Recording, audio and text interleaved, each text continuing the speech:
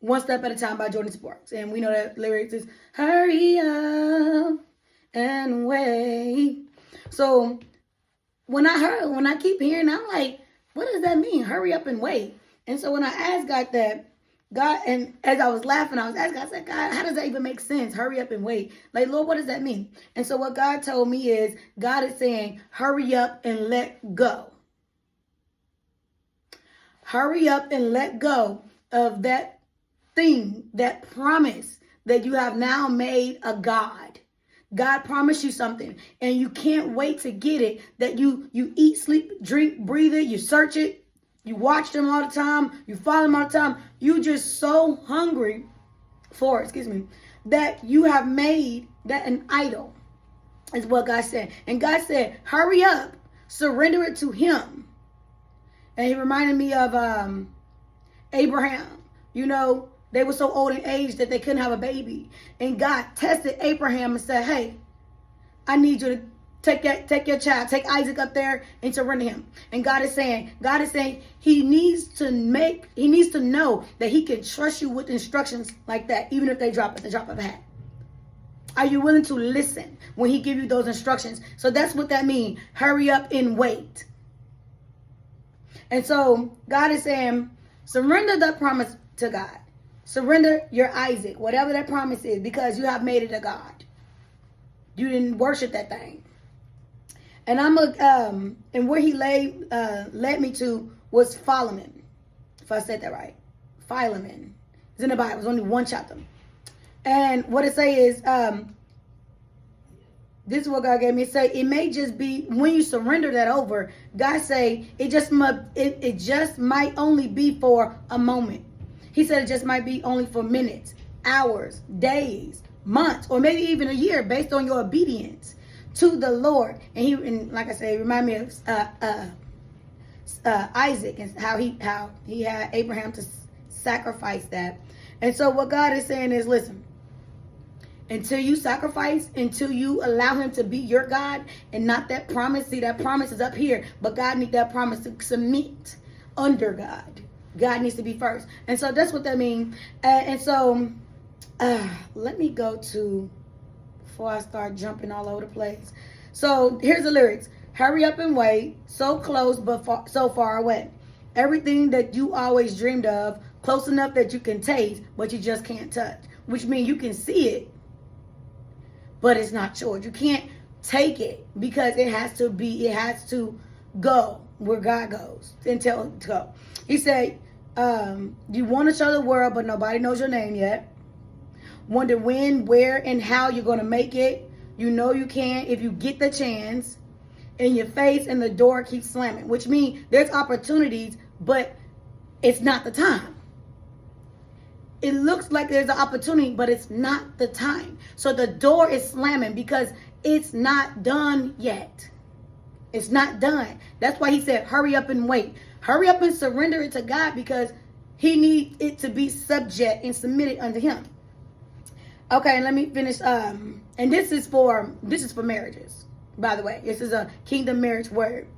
And God said, now you're feeling more and more frustrated, and you're getting all kind of impatient, waiting.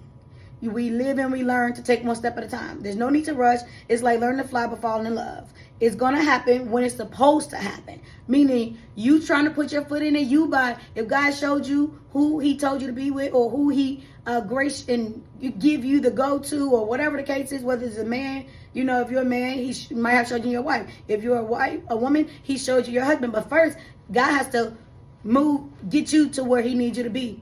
So until you hurry up and submit and do what God wants you to do by maybe changing and surrendering your attitude. Maybe you have an attitude problem. Maybe you have spending money habits, or whatever the case is.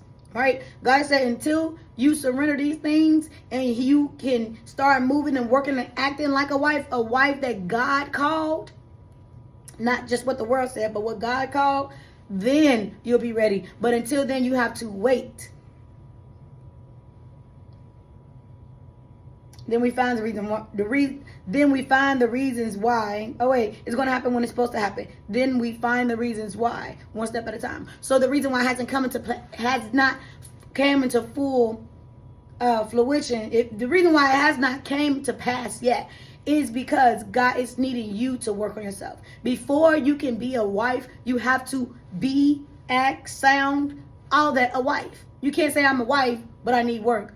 Yeah, we all need work, but there's a certain thing. God is not going to let you go to the next level unless this level. He is a God that is going to take you through a process. So yes, he might have told you some stuff, but that doesn't mean go right now. God is changing some stuff, right? And so, Lord said, he led me to Philemon, and it's crazy because Philemon, whatever it's called, in Hebrew, it means loving, affectionate, and kiss. Now, we ain't supposed to be kissing, hugging, touching, and all that inappropriate stuff on nobody that's not your husband. That stuff is for marriage. And so, that's just God right there. For those who's doing that, you need to repent, take it to God. I've been there, done that, and I already know. So, this is me giving you that in love. And so, that's what Philemon means, right? And so in Philemon, it was somebody named Onesimus. And Onesimus means useful, profitable, and beneficial. Crazy, right? So we're going to get to Philemon, right? Well, God keep leading me stuff too.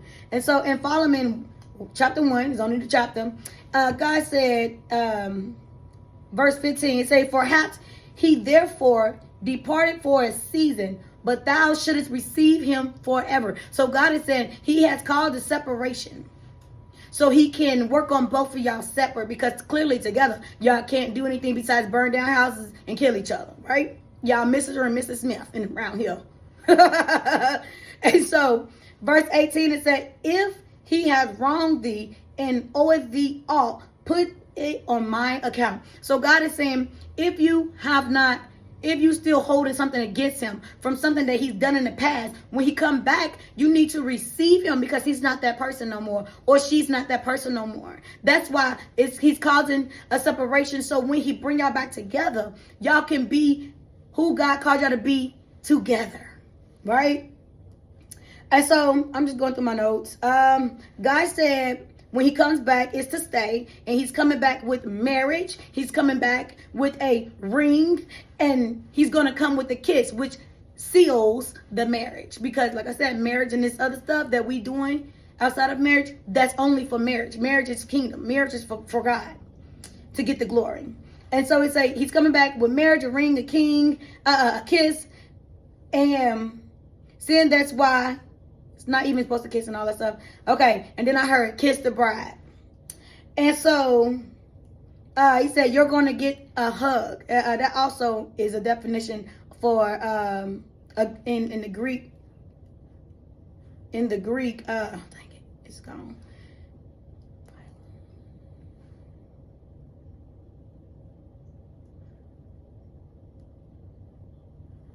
Okay, yeah. So Philemon in Greek also mean kiss and hug, because my stuff went away, so I had to go to it. Okay, so this is what God is saying. Some more stuff. He said he first has to be freed, meaning he first needs to be delivered, healed, and set free from those things, those trauma, anything he experienced. And this is for the women too, him or her, whoever. They have to be set free from these things. So when y'all come back, y'all can now love each other correctly. And God is saying, so that's why he's saying, hurry up and let go, so he can get this process started. Because as long as you're trying to keep this thing and make it work in your will, in your power, in your strength, it's never going to work. That's why it's so much friction going on. And so God is saying, in the Bible say, husbands, love your wives as Christ loved the church. If he don't know how Christ loved the church, he cannot love you correctly. So if he's not serving God, and what I mean by serving, by he's reading, he's fasting, he's living through as the word says, and he's treating people with respect and all this other stuff, right? Then no, he's not going to love you. No, he's not going to respect you, because he don't even know how Jesus loved the church, right? And if he has not submitted to God, you definitely don't need to submit to nobody who don't submit themselves to God, because where are you? What's he leading you? If he's not leading you to Christ, he's leading you to hell. I don't care. That's what it is. And so God said, dwell in his presence and to have a relationship with him. He said he has to be one with Jesus. So when you get married, it'll be a 3-strand cord. And the Bible says a 3-strand cord is not easily broken. And you can find these scriptures in Ephesians 5, verse 25. And then we got Ephesians 4, verse 12. And then you can find the sacrificing of Isaac in Genesis 22. And it said, it came to pass after these things that God did tempt Abraham and said unto him, Abraham, and he said, behold, I am here. I am here. So if God is calling somebody by their name, I mean, he's calling them, which means what? He don't call the qualifier. He qualifies the call, which means he don't look for people who already look the part. He look for those that people will be like, nah, ain't no way. Because he's the God of the impossible. Excuse me. So I know somebody might like, okay, God said he don't tempt. So what does tempt mean? One definition of tempt means to test. It means to test. In this text, it means to test. So God said the test, it said test which is what God has said he is doing. And if you haven't looked at my word, it's called test and test in 1, 2, 3. The video said he is checking your heart and seeing how much you're willing to suffer for God. And he also said he's testing to see how fast are you willing to obey him. Because some of these things are life and death. Some of the things is either this way or this way, and then there's a time on it. Right? So it's the test, right? When you're in school and you have a test, you don't have a test that's going to last 14 days. No. You have a test. And when you get that test, there is a time limit on this thing, right? And God said, how much you're willing to suffer for him. He said, long suffering is one of the fruit of the spirit, which is self-control. When you have self-control, you're willing to withstand certain things that come your way without going crazy and, out of pocket belligerent stuff. And so self-control is the ability to control oneself, in particular one's emotions and desires, or the expression of them in one's behavior, especially in difficult situations. That's long-suffering, right? So, boom. And so forbearing. Forbearing is patience, of one patient and restrained. So, and God is saying, are you just doing these things for good whenever you want? Or are you doing them when he asks?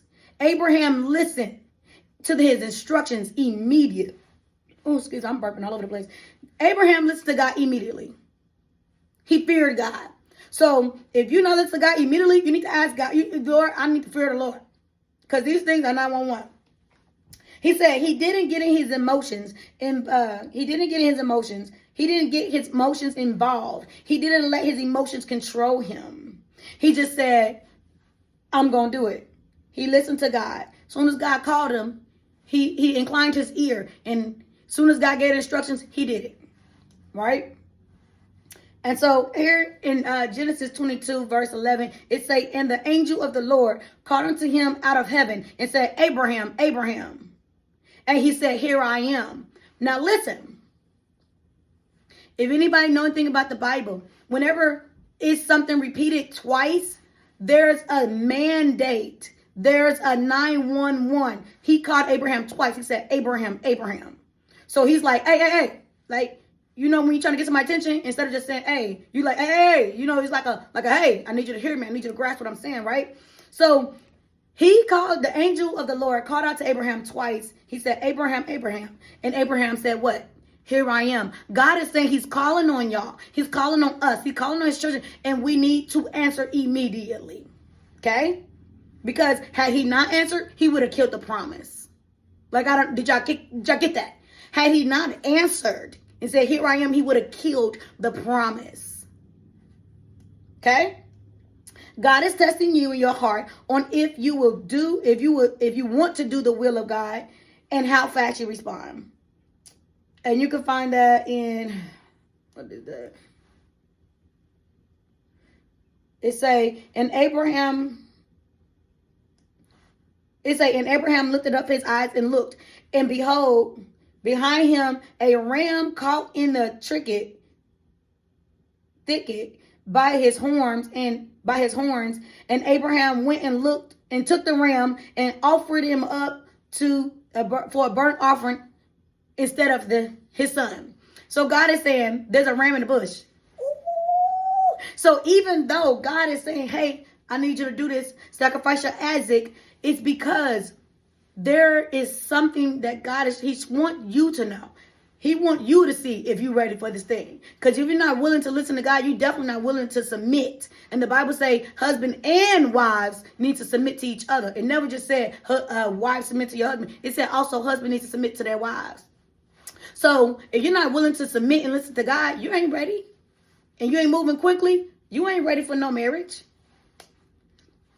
So this is good. So I'm going to finish this because this is getting good. So God is saying there's a ram in the bush. He's going to have he's going to have an escape. So if you just listen to God, he's going to always keep you in order because it was still an offering that needs to be done.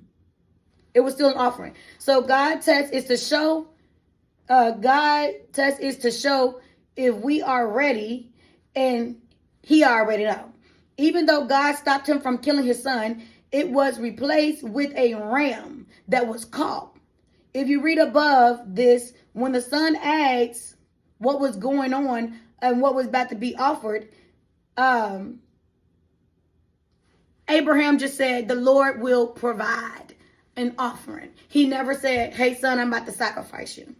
Right? So God is saying, we don't got to tell everything what God is doing. We just say, God got it. Because even though we don't know, what that say? Even when I don't feel it, you working. Even when I don't see it, you working. You never stop working. So even though you might not know what's going on, God is saying, just listen. He's a way maker, a miracle worker. Come on. A promise keeper. Light in the darkness. Y'all want to go some more? So listen. Okay, it say that in this blessing. What is this? What is this from? Genesis 22 verse 17. It say that in blessing I will bless thee, and I will multiply, and I am multiplying, and will multiply thy seed as the stars in the heaven, and as the sand which is upon the seashore. And thy seed shall possess the gate of its enemy. Listen, God is saying, since you obeyed, since you sacrificed, he keep going back to Malachi 3:10. He's going to pour out a blessing that you don't even have room to receive. So now he has received so much that it's mind-blowing, right? It's like God will test you. And when he stopped him from killing his son, he replaced it with the ram in the bush. If you read above and talk about the son, we'll provide. Okay, so he said he will provide the burnt offering. And it say, see, your words matter. So instead of saying, because even though he didn't know whether or not what was going to happen, he just said the Lord will provide. So God is saying, watch what you say. Because if you would have spoke, I'm going to kill you, guess what? 9 times out of 10, that's what you would have believed. So no matter what you see, even if you don't know, just remember what God said. He will provide. That's what he said. So you say, the Lord will provide. He spoke. The Bible says power of life on your tongue.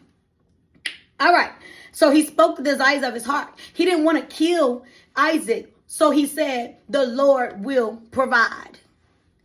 Nobody wants to kill their promise. Nobody wants to kill their child. But instead, he said, the Lord will provide. See, he had a relationship with God. And as much as he didn't want to kill and sacrifice his son, he just said, the Lord will provide. And so he spoke the desires of his heart. And the Bible says, I will give you the desires of your heart. As long as they're aligned with God. That's what it is. Okay, it says, since he brought his offering into the storehouse, that's why the windows of heaven were open to him. He was willing to give his only child, his only promise that took a while to get. So it took so long to get this promise. I mean, wow, they was old too. You know what I'm saying? But instantly, he reaped beyond what he can think or imagine. And the Bible say in Genesis 22, verse 18, it said, and in thy seed shall all the nations of the earth be blessed because thou hast obeyed my voice. God is saying, if you ain't listening to him, you're not these words about abundance and prosperity, that's not for you. So you can check that off your list if you're not willing to listen to God. And if you're trying to figure out where should I start listening, what's the last thing God told you? Because he don't skip steps. What's the last thing God told you? He's a God of order. And so it has said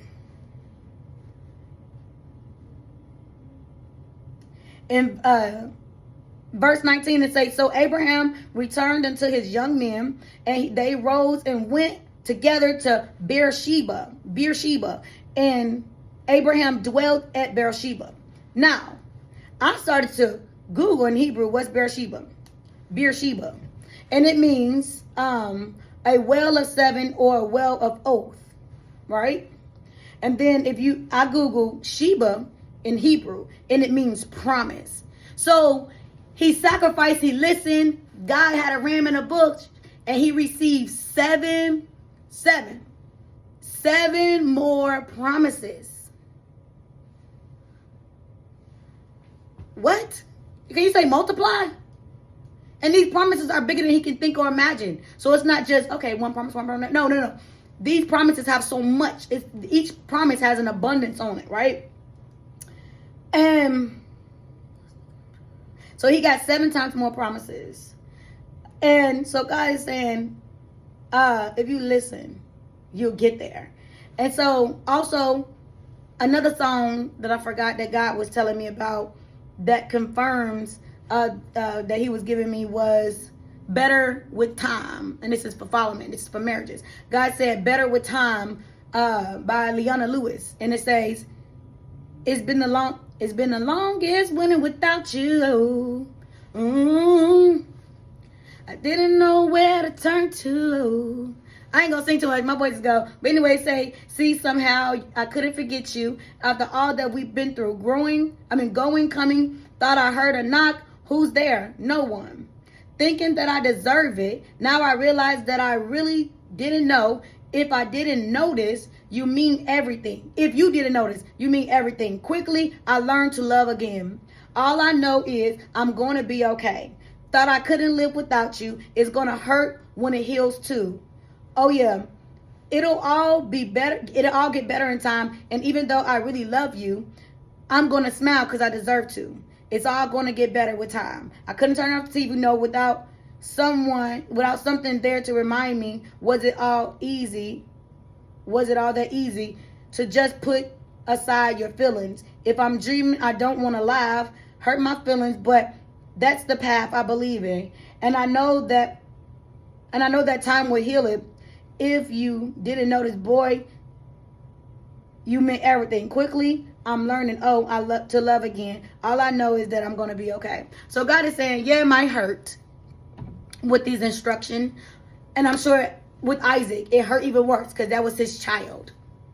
So God is saying, as soon as you listen, as soon as you receive these instructions of sacrificing that thing and stop trying to put your hands in it and just let God be God, soon and very soon, it's going to happen immediately. And I had asked God, he's reminding me, I had asked God about something concerning who he chose for me. And I asked him, kind of like adoration, I'm a little nosy. And I seen a door, but it wasn't a door that was with wood. It was a door made out of snow. And so God is saying, sooner or later, this snow is going to melt. This is not going to even be a season. Because I live in Kentucky. Snow don't last long. So God is saying, it's not going to be too long. But as soon as you give it, I'll give it back to you, press down, shake it together, and run it over. God had me give a dream interpretation to someone. And during that time, I heard the Lord say LMNOP.